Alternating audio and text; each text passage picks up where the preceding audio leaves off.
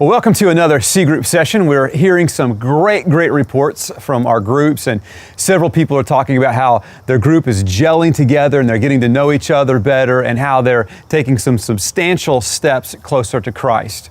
Also, don't forget about your blue armbands and our weekly challenges. Hopefully those challenges are pushing you a little bit and helping your soul to awaken a little bit and helping you take a step closer to Christ.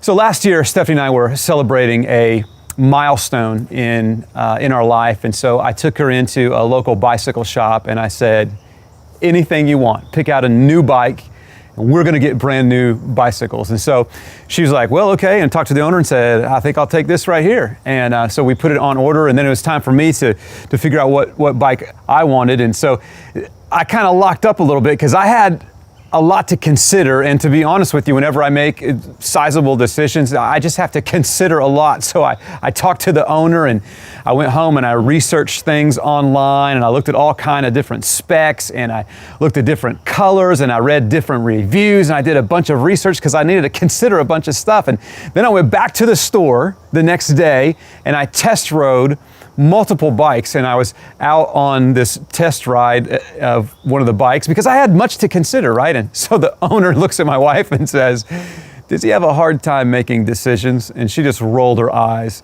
and she said, you have no idea. You should see this guy when it comes to buying a car. Like, I consider every angle before I make a decision like that because I have much to consider.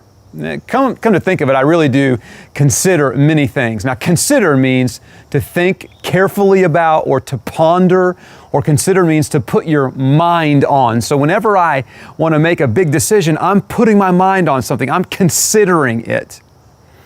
I have a friend that, we've been friends for maybe like 25 years and just known him a long time. I've lived life with him, and I've had the chance to consider or to think about a lot of things in his life. And I've seen him endure a lot of things. I've seen him endure a job loss. I've seen him endure the death of some family members. I've seen him endure some economical challenges, and he has endured them all. And so as I have considered his endurance, right, as I've put my mind on his endurance, it's given me some hope.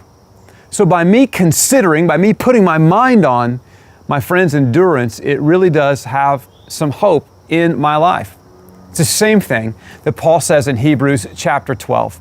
He says, consider him, that is, consider Christ, consider him who endured such opposition from sinners, so that you'll not grow weary and lose heart. Part of the challenge in us awakening our soul is that we often grow weary and we often lose heart because hard things come in. And what Paul is saying to us, consider Christ and consider the endurance of Christ, and in doing so, you won't lose hope. Just the same way that I consider the endurance of my friend, I put my mind on the endurance of my friend, and it gives me encouragement not to lose hope. So, today in your C groups, you're going to consider or to think carefully about the endurance of Jesus. And in doing so, I believe you're going to sense some great hope, and it should add to some great celebration and your soul even becoming a little bit more alive.